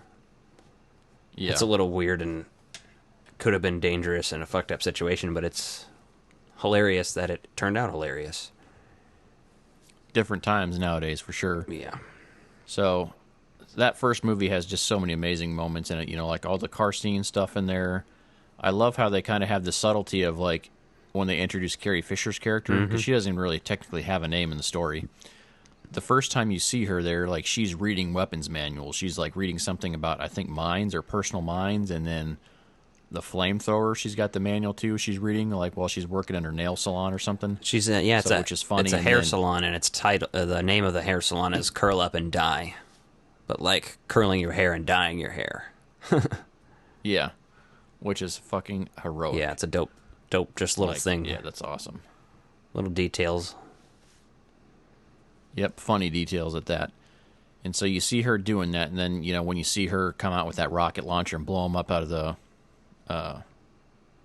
phone booth, and, you know, then they're like, oh, I think there's probably $7 in change here. Yeah. Because they're desperate for money. The movie starts getting more cartoonish as it goes on, too. Like, by cartoonish, I mean, like, old Warner Brothers cartoons, you know, like fucking Daffy Duck and like Roadrunner Warner and Brothers, shit. Yeah, Warner Brothers style. Like, everything's, like, absurd. It pushes the boundaries. Like, they're not afraid to do silly shit. Yeah. But not in, like, a heh-heh funny way, but, like, more like a holy fuck, they just did that kind of a way. But there is a kind of, like, moment where you're... it's when they're, you know, they're driving through the construction. They're in the big climax, and they're trying to escape from the Nazis. And they fucking almost drive off the edge of the highway thing, and then they back up. And then, like, the fucking next shot of is their car, like, doing a fucking backflip and shit out of nowhere with no explanation. And then it's, like, a whole bunch of weird shots of cars flying through the air and shit, and you're like, what the fuck's happening? This is hilarious, though. Well, one of my favorite scenes in the car chase is, like, when they cut down that hill and, like, all the other cop cars just come and roll down after them. Yeah, I love Dan Aykroyd's not Dan Aykroyd. Fucking when John Candy, you know, they crash into the fucking semi-truck trailer. And he's just like... He's like, what car number is this? Yeah. This is car 55. We're stuck in a truck, or whatever he says. Yeah. No, he's great in that. And I just wish his character had more time in there, too, because he's so good. Like, right when he shows up, like, looking for Elwood at the apartment there. It makes sense, though, because this is one of his earlier film roles. You know, like this and Vacation were some of his, you know, like, oh, that's the first time you're seeing this guy. Yes. So. But, yeah, I like seeing him in there. It's always fun. So much awesome stuff in this movie. Like, just the musical guests, the way they had all the musical guests in there is pretty heroic. Yeah. You know, and they kind of put them all in there, right? Like I said, it's just such a unique movie because, like, each time they find one of the members of the band, you kind of get, like, a musical number in there, too, right? Yeah. So the movie is kind of long-winded when you think about it, but when you, like, break it down, it's like, it's not, because you, like, you get, like, a music number, you kind of get the band going, kind of move along with it, you kind of go through everybody, and kind of get to know the band members that way, too, and, like, where they're at. Yeah. Which I found really fun. Yeah, that's, it's a great fucking movie. I'll just say that. It's legendary. It's one of those movies that feels also like it was filmed and made kind of in that transitional era. Like, we have a lot of transitional eras, you know, every time, like, kind of fads and movements and technology advances and changes. But, like, from, like, the 60s and 70s to the 80s and 90s, you know, you kind of have that transitional period, and I feel like this movie fits right in there. Because, when he's pulled over, perfect. And he's you know, they're pulled over, and he's like, I think they got those computers in there that do whatever the fuck, and, you know, that's standard now. That's been standard since I've been alive, so just seeing that in there, you're like, oh, that's interesting. Yeah, it's great because it's some of the way the movie looks visually kind of has that real 70s movie vibe to it, but the way the story and editing's done is definitely, like, got the 80s vibe to it, right? You're kind of right on that cusp of it being, like, a mix of the old and the new there, and you can kind of definitely see where it led things. That's what I think helped it out so well, because it, being in 1980, if you watch this movie, you could say this is a movie from 1975 or 1983 even. You know what I mean? Yeah, you could probably fit in either of those. It's got some range. Areas. But there's a lot of stuff, too, in this movie that you don't think about, right? So this movie's, like, very anti-fascist. when it comes down to it, right? The way they're just destroying all these cop cars, and the way they portray people, right? You know, you portray the Nazi party in there and they're dogging on them. Hell yeah. And that was one of the best scenes, too. It's so relevant now. The Nazis right off the bridge. It is. And then, so even other things in the movie, right? Earlier on, right? So when you go down to the basement where Curtis lives, yeah, he's got a picture of Malcolm X and Martin Luther King Jr. on the wall. Yeah, I noticed that. Like down in his living space. I didn't take a note of it. You know, you can tell. Yeah, and so you can tell that he's like educating these guys on it, right? And right. I know at the time when this movie came out, everyone's like, "Oh, Dan Aykroyd's taken over like cultural appropriation on that." But I think Dan Aykroyd had such a love for this music, and it's like it wasn't like he was doing it when this music was popular. Like he picked up on it later on. Yeah. Same thing with Belushi, right? Belushi was known to be huge into punk rock and like just real ruckus music because that's you can just see in his personality that rock star style. But like. Yeah, they something did. About this clicked because, like, all that stuff led to punk rock, right? You know, this. You may or may not know, but he was part of John Belushi. This is all in that movie about Doug Kenny. You need to watch it, especially now. Get your ass on Netflix and watch it, and we'll talk about it sometime. But there's this whole thing about John Belushi in there, and what did you just say about him? It's like a continuation of that. I was talking about him being into punk rock. Oh, that's right. That's right. He he had lots of experience on stage with not just Saturday Night Live, but before Saturday Night Live was a thing, he was on National Lampoon's radio, and he did also National Lampoon's. They had a live show called Lemmings, where they would do like stand up and they would sing songs. So literally, he's been performing in like live shows with huge ecstatic concerts doing shit like this since probably at least 1975, I want to say. 74 maybe. And but that's only one of the weird things is here and there you can tell that Dan Aykroyd's voice is dubbed over when he's singing here and there. Sometimes you can say, "Oh, that's Dan." But when Jake is singing, it's Jake. Well, no, a lot of Dan actually sang a lot of that, but just like you can tell, like his I'm not saying he didn't sing all of it. Don't match up with his studio stuff. I'm saying there are clearly times when he did not fucking sing that, but there's times where okay, this is clearly Dan Aykroyd, or there's times there's probably a couple in there where you're like, oh, I can't really quite tell. That could just be Dan Aykroyd sounding different because he's singing stuff, but. There's one or two times in there where you're like, oh, shit, that's not Dan Aykroyd at all. Which, that just happens in movies. Yeah, I got that vibe, but I don't know, though, because they'd had Blues Brother albums before this movie came out, right? They'd been doing live gigs and shit before this movie, so... Yeah, but not... It's hard to say for sure It's less of a real... Like, I know that if you look up Blues Brothers, it'll show up as a fucking band on Wikipedia and shit, but come on. It's clearly more of a gimmick. Look at the musician list they have on there. But I mean, they did put out a decent record catalog. There are a lot, mostly just covers, but they had good musicians, right? Like Donald Duck Dunn, like played bass with Eric Clapton, and like if you look at his discography, it's fucking ridiculous. Yeah, well, I mean, you can clearly tell that those are all musicians and not actors. But those guys, I think those guys did most of the singing on there. So I'm gonna just disagree with the Dan Aykroyd bit. Look it up and find out. John Belushi, that's obviously him singing. It's debatable with Dan Aykroyd. Dan Aykroyd sounds completely different when he's singing in his lower register than when he does in the upper register. But I'm saying I wish we could literally throw up these songs right now so I could be like, listen to this. If that's Dan Aykroyd, I'm a fucking monkey's uncle, you son of a bitch. But well, you don't even have the example of the song, so I can go back and compare. So when you do that, come back with your notes. No. I'm right until proven wrong on this one. I'm saying he sang some of them, and probably there's some of where it's a mix.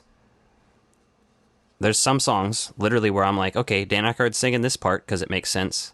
Oh, well, he's not singing this part, though. John Belushi is singing every fucking note. Vocals, too. John Belushi sang everything. That's my point. Fuck Dan Aykroyd, he can't sing. John Belushi can sing. And he did it well. You got all fucking angry and mad and like just wanted to be right, so you feel better? No.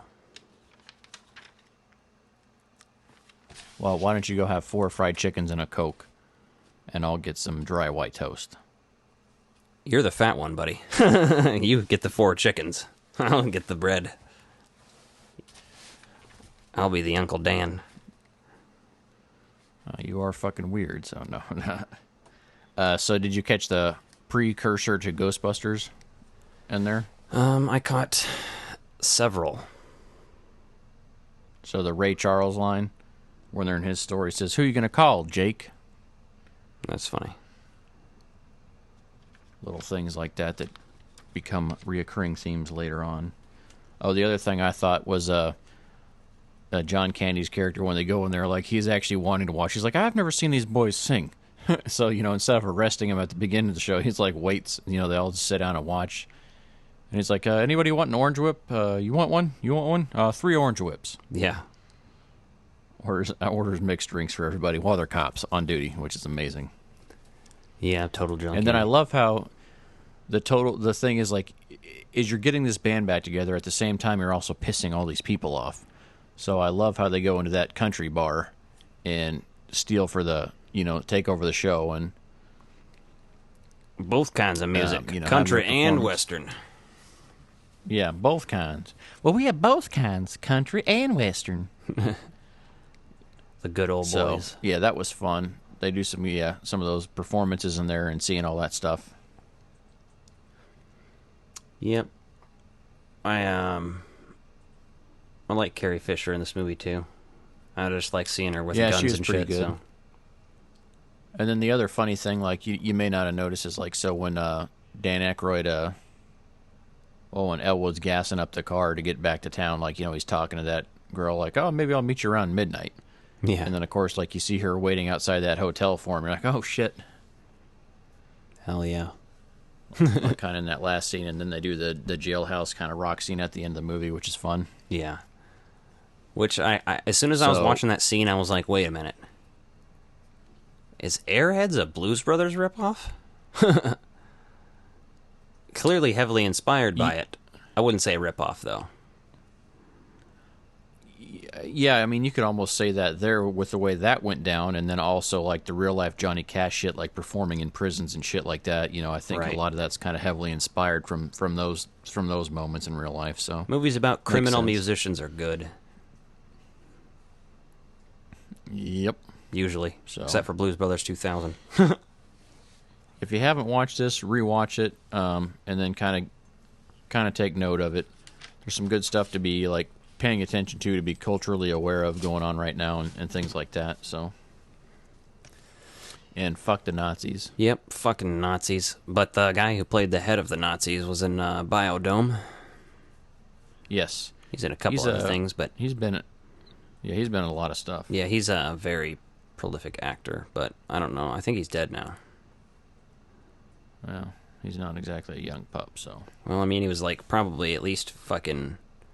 I mean, the youngest he was would be like 45, in Blues Brothers, and even then, I would say he was probably like 55, or maybe. Yeah, that's You know what I mean? So look a little older than that, yeah. So now that we've kind of wrapped up on Blues Brothers, do a quick segment here. So, we talked a little bit about how you got into Blues Brothers or your first experience of that. So I saw that with Dad, and then, our dad has like a real fucking eclectic taste in music. I mean, some of the shit he would play, like one song to the next, would blow your fucking mind. But I remember he loved the song Rubber Biscuit. Still does, probably, but hard to say. But he'd always play that song, and like he got a fucking kick out of it just when the Rubber Biscuit song would come on. So like that's like the first Blues Brothers song I remember hearing a lot and like knowing kind of the words to. So nice. And then we got to hit up Uncle Dan's Planet Hollywood when we went to Florida. Went to Disney World back in fucking sometime in the 90s. Yeah. Whenever all that was going on. I remember I got a shake in there, which fucking cracks me up now because, like, we're just ordering our own food, right? And we're at Planet Hollywood, and they didn't have, like, a lot of great options. I wasn't terribly impressed with the menu, being a picky eater at the time, and I ordered a shake, and it was like a $5 milkshake. So I always just, like, remember, like, how pissed they were. Like, well, you have to get something cheap off there. So I got some sort of, like, flatbread pizza off the appetizer menu. perfect, so like my meal wasn't super expensive. $5 milkshake? Still was anyway. They don't put no bourbon in there or nothing? Yeah, and there's no alcohol in there, so, I mean, and then when I saw Pulp Fiction and that, I was like, God damn, that's so fucking relatable to me because I got yelled at for ordering a $5 milkshake before. Right. And now you can't get a milkshake for under $5, so. That's funny because Disney World totally had that restaurant that was in Cars, kind of like how Jackrabbit Slim's was, Oh, yeah, you ate in the back of the old classic cars that were cut out in there, yeah. Yeah, I remember eating there. I would like to eat there again, just quote Pulp Fiction till I annoyed my waitress or waiter. Yeah. Exactly. And I love that. It's so well done. And then the other time, so our grandma used to live down in Baton Rouge, so we'd go to Baton Rouge and then like road trip down to New Orleans. And so we're down in New Orleans once and went to the House of Blues down in New Orleans, right? We didn't go to a show or whatever, but yeah, went in there and like ate at the House of the Blues restaurant, and then they obviously had their gift shop, right? So I still actually have some Blues Brothers like 1-inch button pins, or maybe they're 1.5. They're even the bigger. I think they're the bigger ones. So like 1.5-inch button pins. Yeah. That say Blues Brothers on there from visiting. And then our dad got some like Blues Brothers bowling shirt that was like stupid expensive for the time. And he's like, oh yeah, you can wear it. And then like, I think I wore it once to school, and then like he accused me of getting it dirty. He's like, this thing's dry clean only. And like fucking lost his shit about it. So I never wore it again. So. Wow. Like should have got me a fucking t-shirt, but whatever. Right. Hey, but I do have a Blues Brothers shirt now. It's the Dapper Dan Schoening version of the Interdimensional Cross-Rip guys as the Blues Brothers, so, That's cool. Live and learn. So, yeah, the real-life Blues Brothers stuff and, like, going down in there, the House of Blues is pretty cool in New Orleans. Like, that's a pretty cool spot to be, but at the same time, like, that's the interesting thing, like, right, with, like, the Hard Rock Cafe and all that shit. Like, it's so touristy in like all these big cities, so like to put a big corporate establishment like down in like such a classic area that should all be independently owned and operated is kind of interesting. So yeah. But I mean, I guess for like a consistent live music venue that can hold bigger shows, I guess that makes sense. So yeah, I ate at the one in Orlando. Having the restaurants on there. Yeah. Oh, did the is there one in Orlando? Mm-hmm. Did the Planet Hollywood change to a House of Blues down there? No, I don't think so. Because I mean, fucking those Planet Hollywood buildings were fucking dumb. They're cool when you're a kid, but like logically thinking, they're fucking dumb. Yeah, the only thing halfway entertaining is all the movie memorabilia in there, and at the same time, you're like, why is all this in a fucking restaurant? Yeah. Like, this should be somewhere that's more accessible. And, like, my you house. never could get, like, amazing... Yeah, exactly. Like, how about we just close this place down and move it? Or how about I just move in here? Exactly. I remember, yeah, they had all sorts of crazy shit. Like, you could look above you and you'd see a car just, like, hanging above you and shit from some movie. Mm-hmm. Yeah. And some of that stuff's cool when you can see, like, you can easily see it and have access to it. But some of the Planet Hollywood seemed like, they had stuff in funny spots, so you couldn't, like, get up to it without getting by someone's table, like, where they're eating at. And so it was like, Right. Like, make that so you can, like, see everything there and not actually be an intrusive asshole while you're doing it. But, they're not... Didn't really make it, so... Yep. What do you say?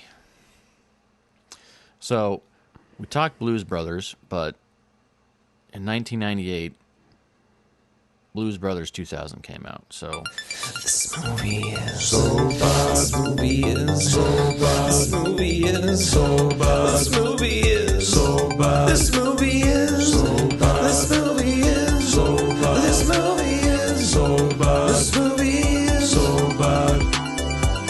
It's still pretty fucking awful. So the year is 1998. We find out Blues Brothers 2000's coming out. Like, our dad was excited about it, so I was kind of excited about it. And I'm like, okay, it gave me hope because I was also thinking, hey, like, if he's doing a sequel to Blues Brothers now, then they could do Ghostbusters 3. Yeah. And I had been, by that point in time, I'd been following, stuff on the internet, like Proton Charging and Ghostbusters HQ, and, like, reading up on all that stuff and reading about, everything in the 90s, then, so being an early adopter of the internet back in the AOL days, like a pro, hearing about that and then, being able to see that movie. And I got to tell you, man, hot take here. I'm glad Dan Aykroyd didn't get to make Ghostbusters 3 in the 90s. Because of how bad he fucked up Blues Brothers 2000. Yeah. Because, I mean, that's a hot Harold take. Ramis probably could have helped him out a little bit, but from what I gathered is a lot of those scripts that were circulating in the 90s were all just written by him. I don't think they ever got to the stage of, like, getting a rewrite or a second revision or anything with, like, Harold Ramis in there. I was about to say, if you got Harold Ramis and Ivan Reitman to help him out, maybe it could have been okay. But maybe. But even on this movie, right, he had Landis come back to direct. He had Landis come back to co-write. And it's just so fucking cheesy. There's some real shit in here that pissed me off even. Oh yeah, there's definitely some moments in there that I'm like, what the fuck are you doing? It's like Uncle Dan, like unscripted 2.0. Yeah, it kind of does. It feels like him just like if he was rambling about what a Blues Brothers 2 would be. He'd be like, oh, and then, maybe this happens. And then it fucking happens. And he didn't feel like Elwood to me, man. Yeah, I know what you mean. He feels different. Especially, it's way more, like, since I watched these movies back to back, and I think you did too. Yeah, so did I. It makes it... I did last night. You're able to tell... Right to the next. Oh, you know what I think it is? I think Dan wasn't on coke anymore. Well, yeah, Dan wasn't all coked out, and then Dan was, like, trying to be the father figure in this movie, right? Yeah. There's some funny moments early on, like him interacting with the penguin again, and she's like, sorry about Jake, and he looks over at the Jesus statue, and then he's kind of traumatized by it. That was funny for a second. Yeah. And then I guess some of my favorite things in that movie are, like, the characters that came back, because immediately Frank Oz is back in there, right? Oh, yeah. As he's getting released, and you basically realize that, like, this is just the continuation of Frank Oz's character, that he's been promoted within the jail. Yeah. And he knows Jake, right? So you get that he's like, did anyone tell him about Jake yet? He's like, no. So he goes out there and tells him because Elwood's just standing outside. Mm-hmm.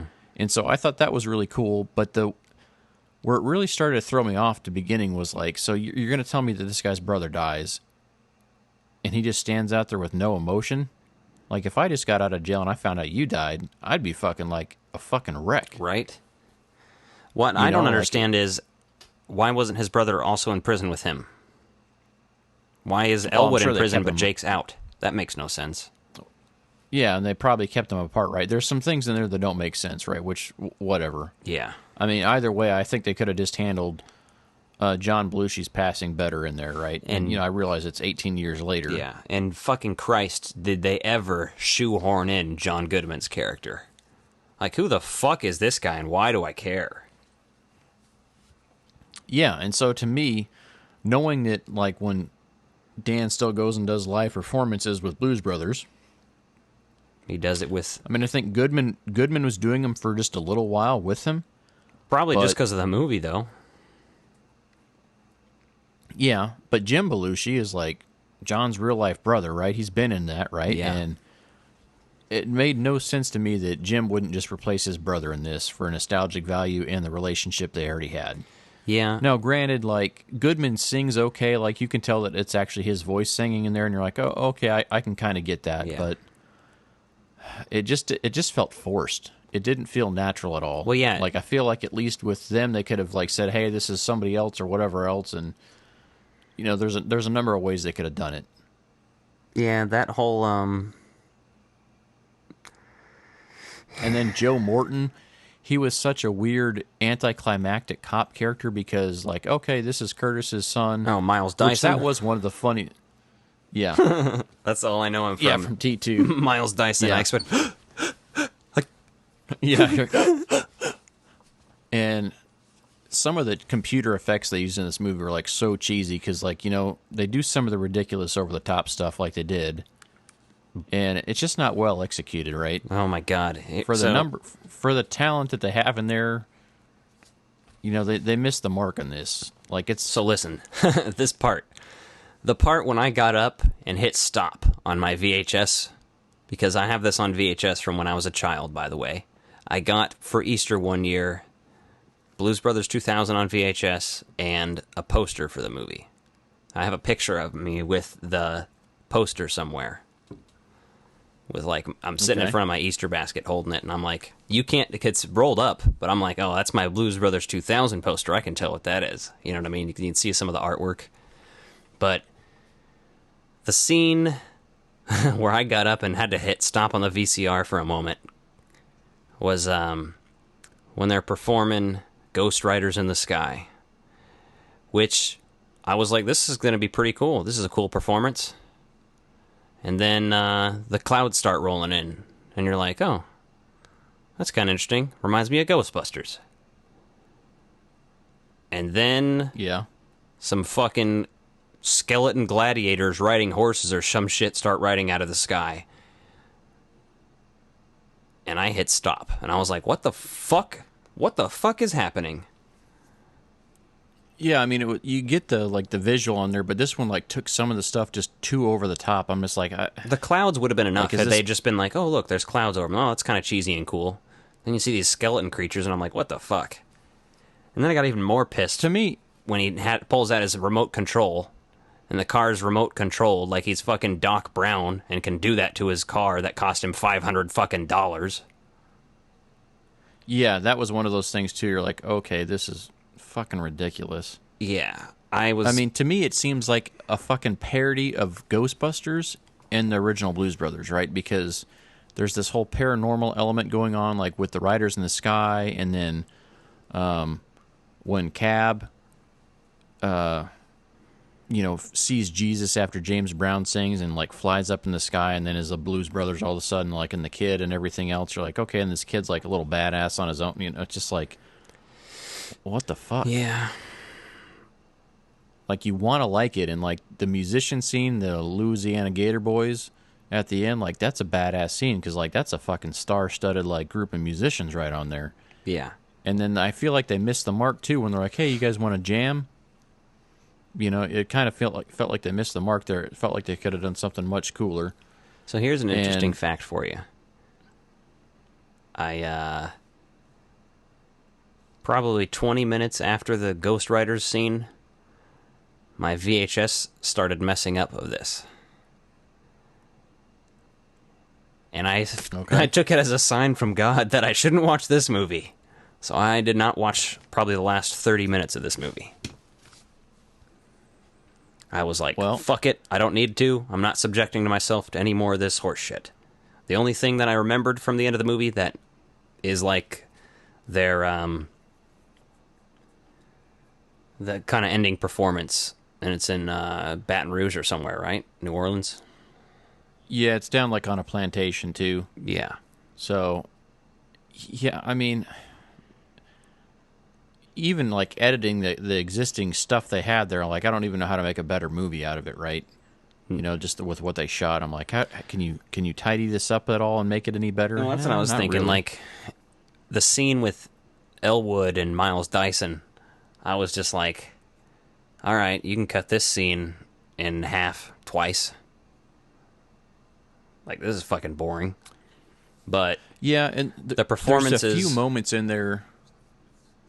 There's only a few things in there that are redeeming, right? Yeah. So, Bob's Country Kitchen is the same guy, that was in the first movie where they go play at the club, right? And so that was kind of a neat nod, to show that this guy has a family kitchen now or whatever, something silly. And then he kind of recognizes the Blues Brothers. I'm like, okay, that's kind of a fun cameo, because it's this guy's still an entrepreneur. It's not so far-fetched that this character wouldn't do that, right? Okay, that's fun. Mm-hmm. Frank Oz continuing his character's story arc there, that was fun. There's some things in there that were really well done and well thought out, and then there's so much in here, and you're like, how did you write this, but you also wrote that? What the fuck were you thinking? Yeah, there were some cringy music cameos. I don't know who that fucking white kid in the fucking... That's the thing is, too, there's a bunch of random sex references in this movie that weren't in the first movie. I'm like, so you add a kid, and then you also add a bunch of weird sex jokes. Yeah, the whole sex operator line, and then, they're working at the strip club. You're like... Yeah. some of that doesn't make any sense, like, with where that's going. Like, right? So you're saying all these musicians are sleazy, and then there's the potential here. Like, the whole piece that they missed on this movie, missed so much, was, like, the first movie's, like, all, you know, kind of against the grain, right? These guys are true rebels. Like, they follow what they want. They do their music. They're passionate about it. They're passionate about the pursuits. And then you get into this one where you don't even, like, realize it. Like, they're subtly thinking about maybe saying something, like the convict privatized prison system he gets released from at the beginning.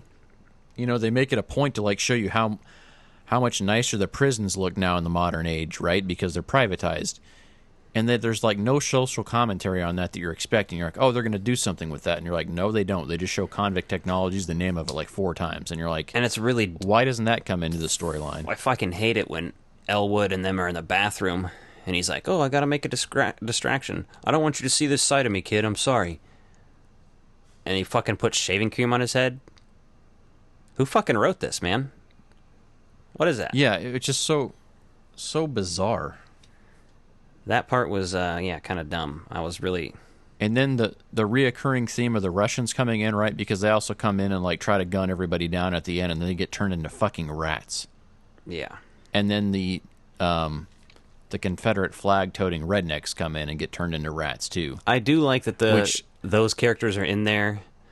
It's almost a thing where they it's that social commentary, like, right? They almost want to do a good job of that and, like, say, hey, like, you know, we realize that there's still, like, racism and there's still, like, bullshit going on with it, and they show them as, like, Confederate flag-toting dumb rednecks, yet they turn them into rats, and you're just like, what the fuck was the point of that? Like, the build-up of those characters isn't as fun as it was in the first movie, like, because you see all these people, like, coming after to get them, like, it's the police. Yeah. It's every group is against these rebels. That's the thing about this movie is, besides the obvious Jake not being there and you having to deal with that, it's very much trying to be the same movie again, in terms of, I have to put the band back together, we're going to do shows, and then all these people are going to chase me and the cops are chasing me, and I'm going to piss off some other people also.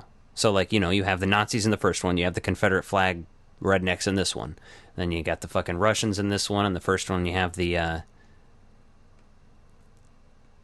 what the fuck else do you have? Oh, you have Carrie Fisher. And then you also have the police, and both of them are pursuing him the whole fucking time. So it's like that, in that aspect, the stakes feel, like, shitty and low in this movie. Because you're like, well, I don't... They do. Because you don't even the cops, like, you're not as invested in, right? Like, at least with John Candy's character, like, you're like, okay, this guy's trying to, like, be the parole officer or whatever else. Yeah. And then even after the other guys get embarrassed a few times, they're like, I'm going to fucking get those guys. Like, in this one, you don't have any of that sense of, like, adventure on it, right? And more importantly, Illinois State Police are not going to be fucking following people down to Louisiana. That would be like the FBI, and they never make that transition over to, like, make it worth your while to even care. Like, no one...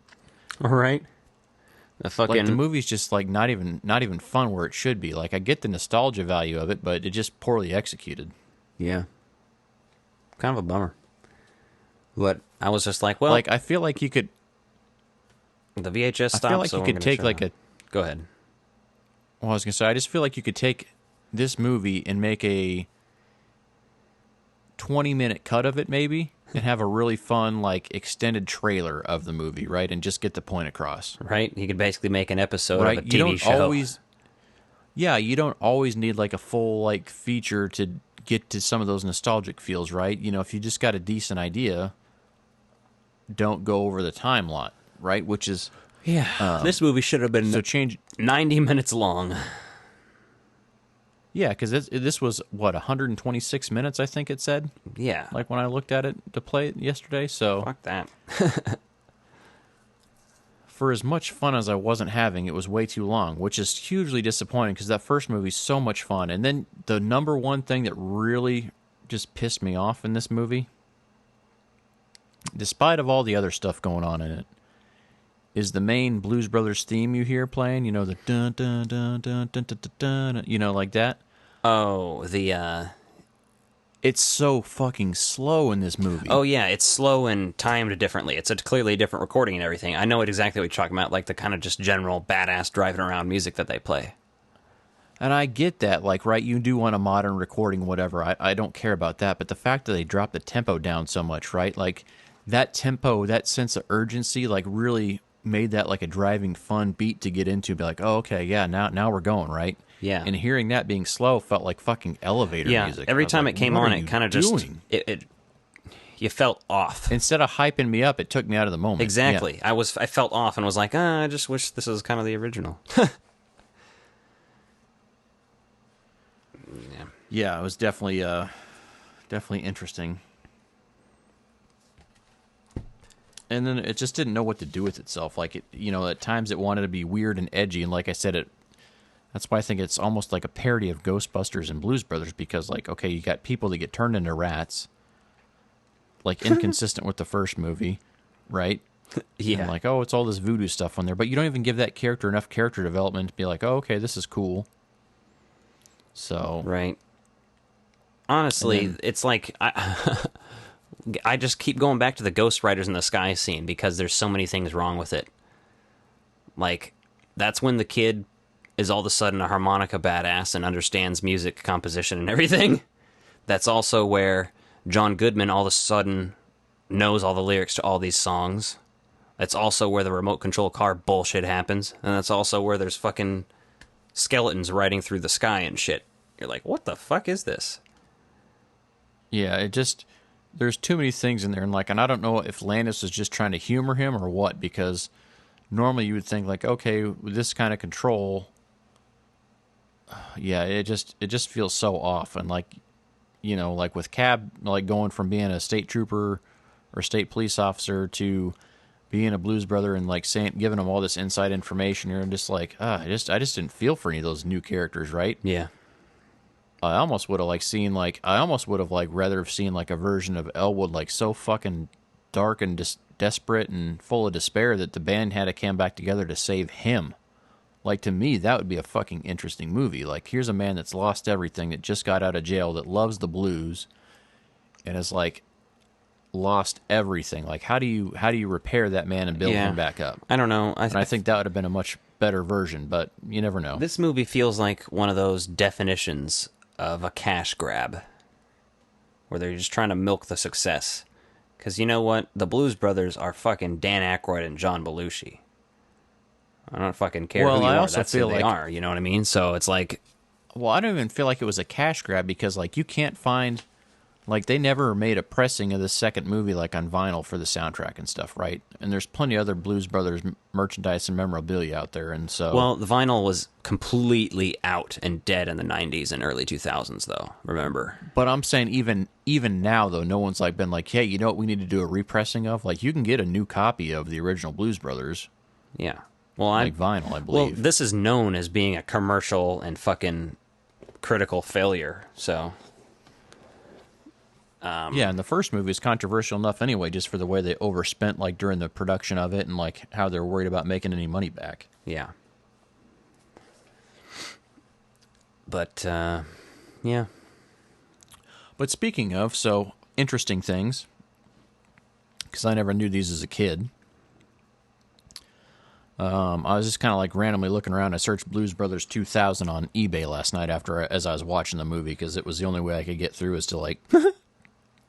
Partially entertain myself with other things, so yeah. I was like, oh, okay. So they made a Blues Brothers 2000 game for the Nintendo 64. Had no idea of that, so if you've played that game, please fucking tell me how it is, because I've heard it's terrible. Might be able to find some YouTube videos on it, and if not, then we'll have to make one. Yes. And then to find that out, like, people are also saying, oh, like, this game is as bad as like the original Blues Brothers game. I was like, what? There's an original Blues Brothers game? So doing some research, they had a version that was out for the Nintendo Entertainment System, the Game Boy, and the Super Nintendo Entertainment System. Like, and it all has the same box art. So I don't know if it's all the same game or if they just used the same like cover art for all those different versions then. But yeah, I'm just like, how do you take I mean, I guess you could make a really badass car crash game out of it and stuff. Like, nowadays, you could do an awesome Blues Brothers game, I bet.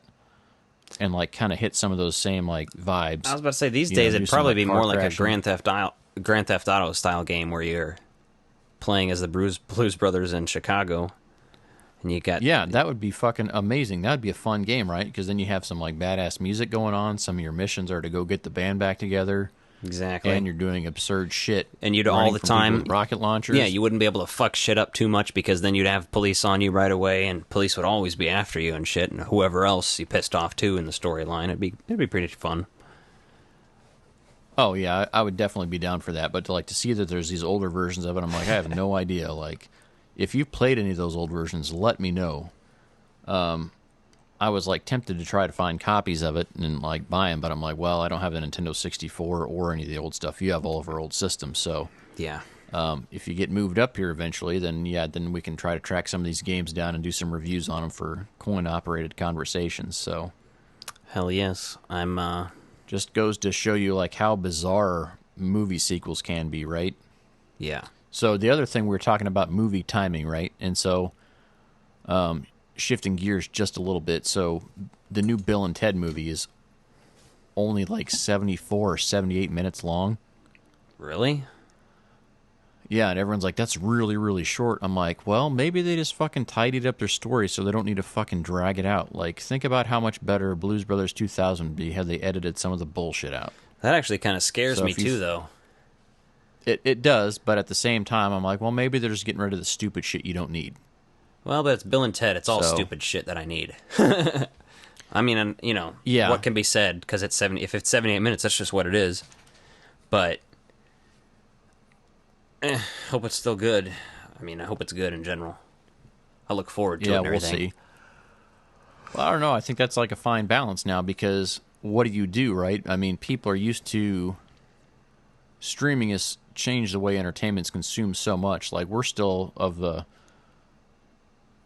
I would say still a large amount of people that love to go to the movie theaters, but there's a lot of people that are just content sitting at home watching stuff there, so... Yeah. Like, I still love the theater-going experience. Drive-ins, regular theaters, whatever that is. Just that experience of going out on a bigger screen, a better sound system than what I've got at home.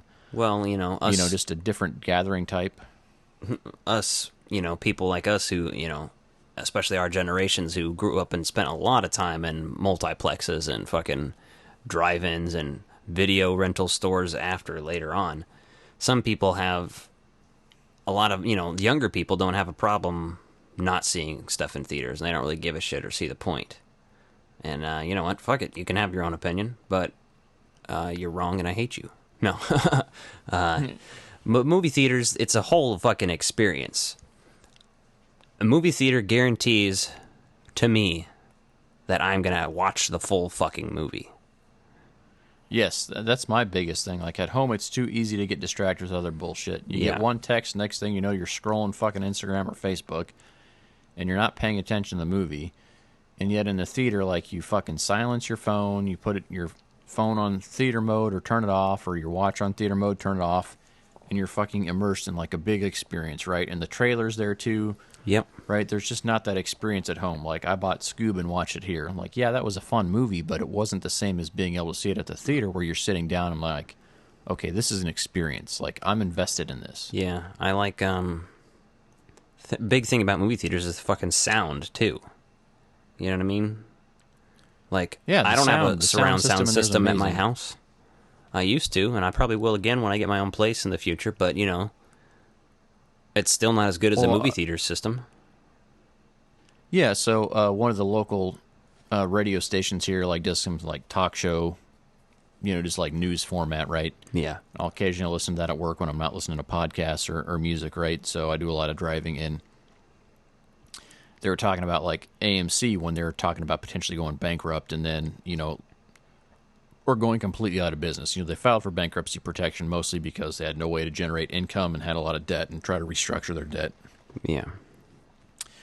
And, you know, what's that look like to you? And this guy's like, you know, I have a huge, I think he said he had like a 78-inch screen. And he's like, and I've got a full surround sound in my house. He's like, but it's still not the same as a movie theater for me.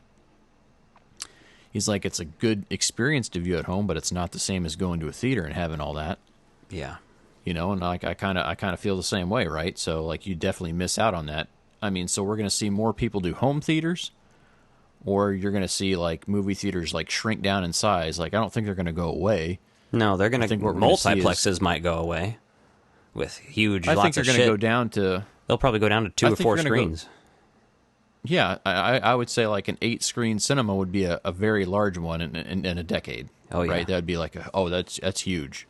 Mm-hmm. Yeah, you're going to go down to 2 to 4 screens, and they're going to show your art films or your big blockbuster summer films that are going to draw on that stuff for the special effects, right? Because let's face it, the reason YouTube videos are so popular now and stuff is it's easily digestible, small format, and like the art of movie making. I just worry about the art of movie making in general when people are consuming on tiny screens, because do you even need to bother putting that much detail into stuff if people can't see it on anything more than like a, I don't care how you have a retina screen. If you're watching on a 4-inch screen in front of you, it's not the same as like seeing something projected or like on a large format video where you can see stuff. Like I watched Ghostbusters, and I still see new shit in the background when I watch that movie, like things in the background scenes that I never noticed before. Yeah, I don't even have I do that with a lot of movies I've seen. I don't even have a way to watch 4K stuff. I don't have a 4K TV or anything. You know what I mean? But yeah, the thing is, people with the 4K coming out, and I've even heard people talking about going past 4K already and shit, and I just don't give too much of a fuck about that yet. I'm like, God damn it. Well, I've already had to buy all these movies 500,000 times. Yeah. Well, that's why to be honest with you, that's why I've started going mostly digital. Just because, like, format wars are kind of going away. Like, how are you going to get people to keep buying this stuff? Right? Because now you're going to go to a 4K library, and, like, yeah, most people aren't even going to be able to tell the difference. Well, that's the thing is, you're going to have to... it's going to be all subscription-based at some point. At some point, you're not going to be buying digital movies. You're going to be either just renting them, or you're going to be subscribed to the Warner Brothers service, and you can pay for the new movie when it comes out to watch it or whatever, but then you don't get to keep it. It's going to be shit like that. You're not going to have a huge digital library eventually. That's not going to be a thing. You'll have access to all of the digital libraries everyone else has, but they won't be things that we have, I don't think. Potentially, yeah. And if you look at where the music industry's at, like, they're way ahead of movies. Yeah. Nobody even buys that shit. That's what I'm saying. Exactly. That's a perfect example of what I was just saying. People just stream music now, almost. The last music I've been buying has been only physical formats. Cassette tapes and vinyl, pretty much.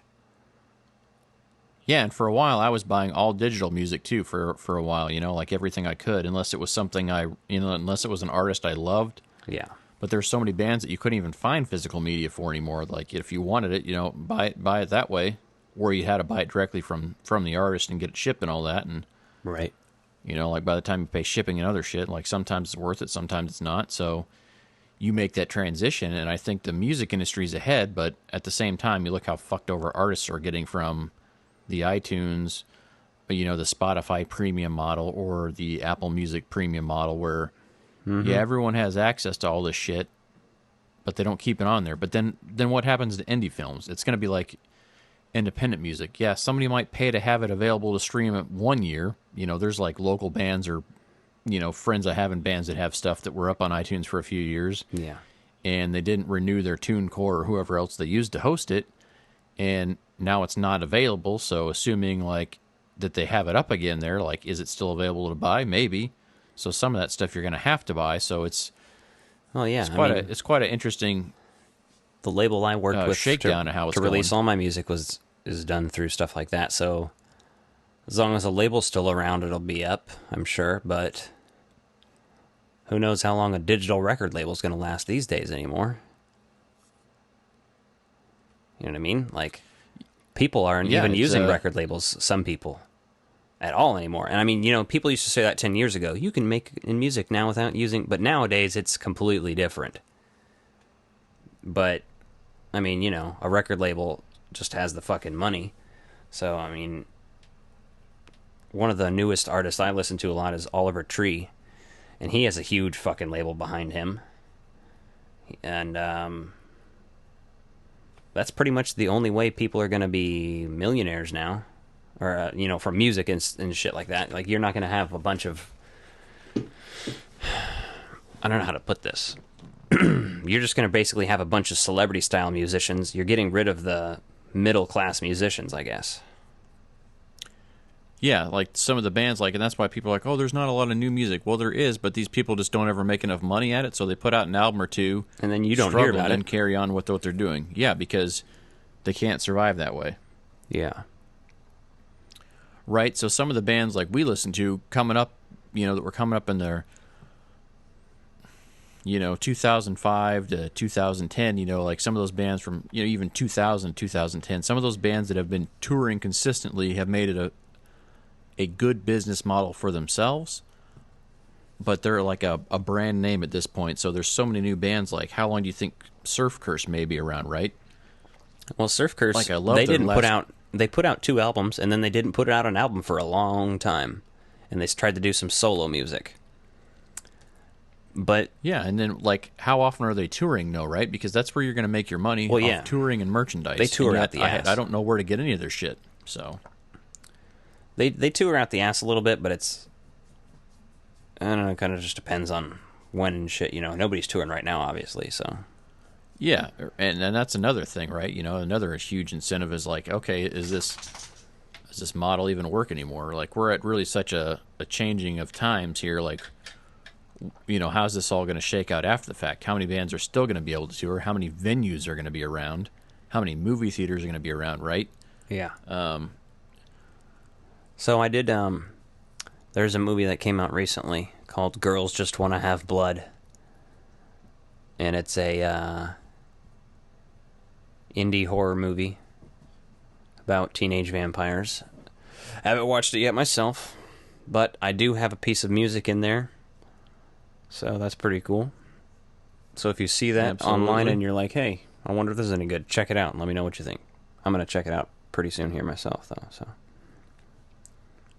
yeah, so I think we're going to kind of wrap it down here, so hope you guys enjoyed the show. Hit us up on Facebook, hit us up on Instagram, hit us up on Twitter, at Frog Bros Podcast. Let us know what you think. Give us your feedback.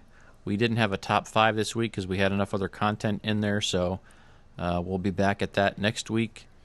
And so next week is, I believe it's going to be our 4th of July special, isn't it?